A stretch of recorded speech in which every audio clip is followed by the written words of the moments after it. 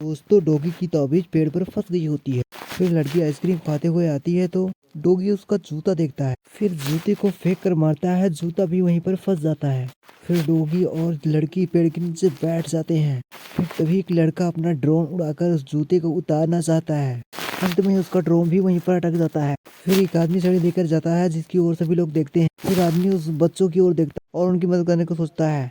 तभी वो आदमी सब कुछ उतार कर खुद ही वो पेड़ पर फंस जाता है और सभी बच्चे अपना सामान लेकर जाने लगते हैं और वो आदमी वहीं फंसा रह जाता है।